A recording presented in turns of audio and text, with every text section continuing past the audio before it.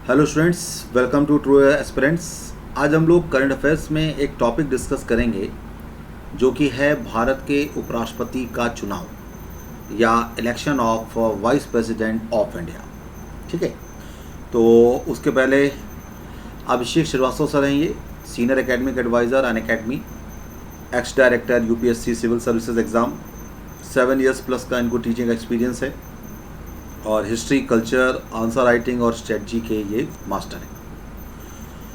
इसके बाद true aspirants का जो टेलीग्राम चैनल है वो ये है और व्हाट्सएप नंबर ये है और मैं चाहूँगा कि इसमें ज़्यादा से ज़्यादा लोग जो हैं वो जुड़ें और इसका बेनिफिट लें। तो आज का टॉपिक हम लोग स्टार्ट करते हैं। आज का टॉपिक है election of the vice president of India. Why in discussion. Recently, the Election Commission announced the vice presidential election to be held in August 2022। तो भारत के उपराष्ट्रपति का जो चुनाव वो हाल ही में चर्चा में इसलिए रहा क्योंकि हाल ही में चुनाव आयोग ने अगस्त 2022 में उपराष्ट्रपति चुनाव की घोषणा की।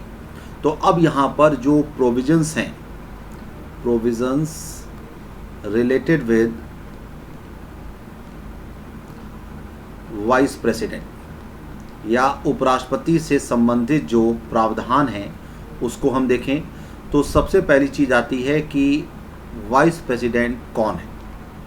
तो उपराष्ट्रपति जो हैं वो भारत के दूसरे सर्वोच्च जो हैं वो संवैधानिक व्यक्ति हैं, या फिर हम ये कह सकते हैं कि ये दूसरा सर्वोच्च संवैधानिक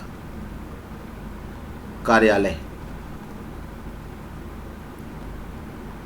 इनका जो टेन्योर है या कार्यकाल है वो 5 साल का होता है और लेकिन वो कार्यकाल की समाप्ति के बावजूद भी तब तक अपने पद पर बना रहता है जब तक इनका उत्तराधिकारी अपना पद ग्रहण नहीं कर लेता। ठीक है, उपराष्ट्रपति जो हैं या वाइस प्रेसिडेंट ये प्रेसिडेंट को अपना रेजिग्नेशन दे सकते हैं और इस्तीफ़ा जो है वो जिस दिन रेजिग्नेशन एक्सेप्ट होगा उस दिन से ये प्रभावी माना जाता है। वाइस प्रेसिडेंट जो हैं वो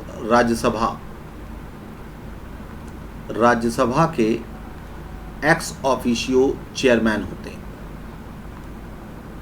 एक्स ऑफिशियो चेयरमैन का मतलब होता है पदेन सभापति।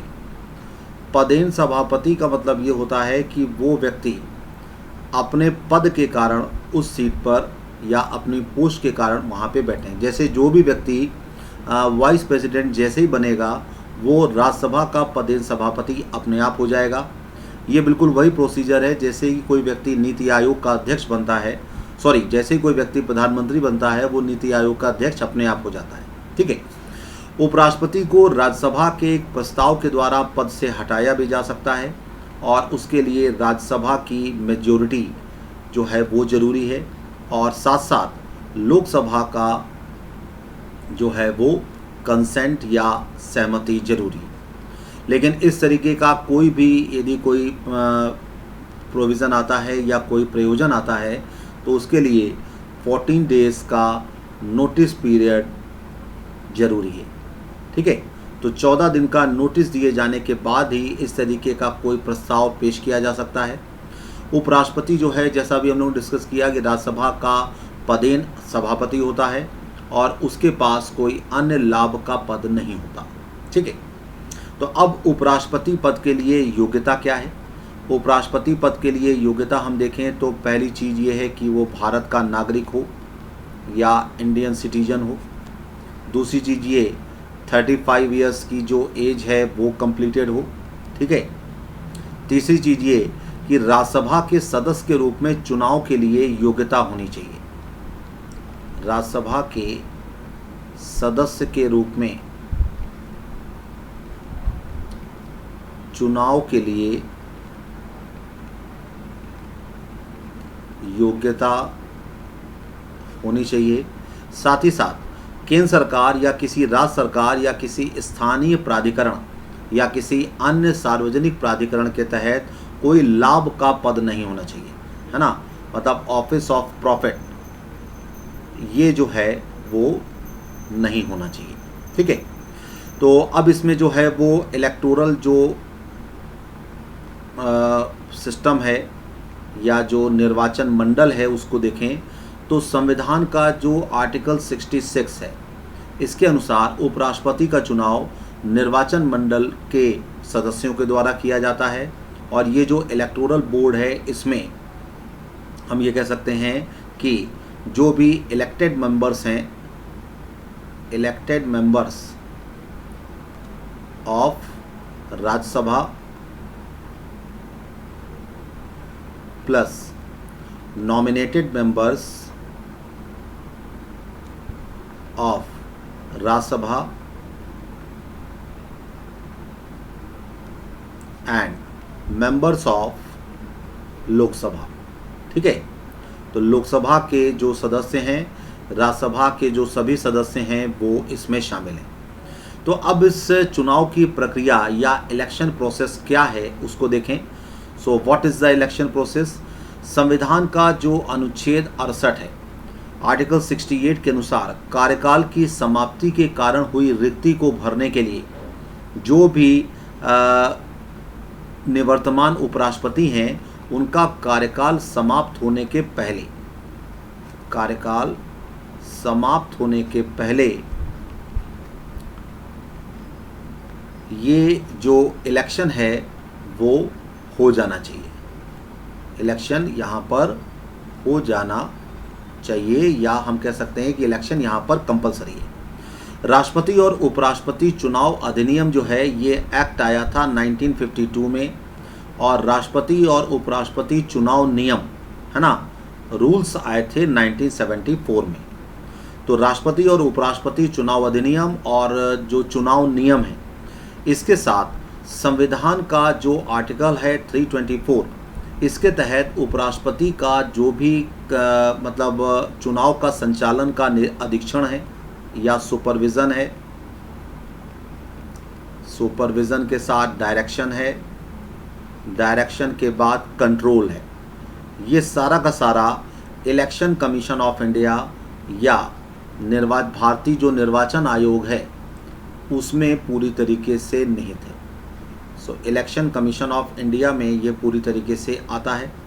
चुनाव के लिए जो अधिसूचना है या जो नोटिफिकेशन है वो निवर्तमान उपराष्ट्रपति के कार्यकाल की समाप्ति के 60 दिन पहले 60 डेज अर्लियर जो है जारी की जाएगी। चूंकि निर्वाचक मंडल के सभी सदस्य संसद के दोनों सदनों के सदस्य होते हैं इसलिए हर सांसद के मत का मूल्य बराबर होगा। ठीक है, तो यहाँ पर जो मत का मूल्य है या वैल्यू ऑफ वोट जो है वो यहाँ पर बराबर होगी या समान होगी। ठीक है, तो हर सांसद का यहाँ पर एक वोट होगा और वो इक्वल होगा। चुनाव आयोग जो है वो केंद्र सरकार के परामर्श से लोकसभा और राज्यसभा के महासचिव को बारी बारी से निर्वाचन अधिकारी के रूप में नियुक्त करता है। ठीक है, तो हम ये कह सकते हैं कि general secretary of Lok Sabha and Rajya Sabha. ठीक है, तो ये जो हैं हम कह सकते हैं सीक्वेंस के रूप में रिटर्निंग ऑफिसर के रूप में ये यहाँ पर नियुक्त किए जाएंगे। और इसके अनुसार महासचिव जो है ये लोकसभा को भारत के उपराष्ट्रपति के कार्यकाल का जो वर्तमान चुनाव है इसके निर्वाचन अधिकारी या इलेक्शन ऑफिसर के रूप में इसकी नियुक्ति की जाएगी। ठीक है, आयोग ने निर्वाचन अधिकारी की सहायता के लिए संसद भवन लोकसभा में सहायक निर्वाचन अधिकारी नियुक्त करने का भी निर्णय लिया है। और राष्ट्रपति और उपराष्ट्रपति चुनाव नियम जो 1974 है इसका नियम 8 है। तो नियम 8 के अनुसार चुनाव के लिए जो मतदान है, चुनाव के लिए जो वोटिंग सिस्टम है ये संसद भवन में होगा। तो मतदान जो है वो यहाँ पर संसद भवन में किया जाएगा। ठीक है, तो अब ये टॉपिक अपना आज का समाप्त हुआ और इसमें हम देखें कि क्वेश्चंस क्या बन सकते हैं। तो प्री के लिए क्वेश्चन हम देखें तो vice president of India vice president of India या जो भी कॉन्स्टिट्यूशनल प्रोविजंस हैं।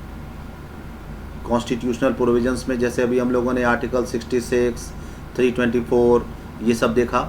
इसके साथ साथ यदि हम मेंस के लिए देखें तो जो इलेक्शन प्रोसेस है, election process of vice president of India, ये यहाँ पर मेंस का क्वेश्चन बन जाएगा। तो आज का ये टॉपिक ख़त्म हुआ और मुझे उम्मीद है कि आपको ये टॉपिक अच्छा लगेगा और इससे संबंधित जो है क्या क्या क्वेश्चंस आए वो भी हम लोगों ने डिस्कस किए। So thank you very much. और मैं चाहूँगा कि इस चैनल को आप लाइक, सब्सक्राइब एंड शेयर करें और बेल आइकॉन पर क्लिक करें। Thank you very much.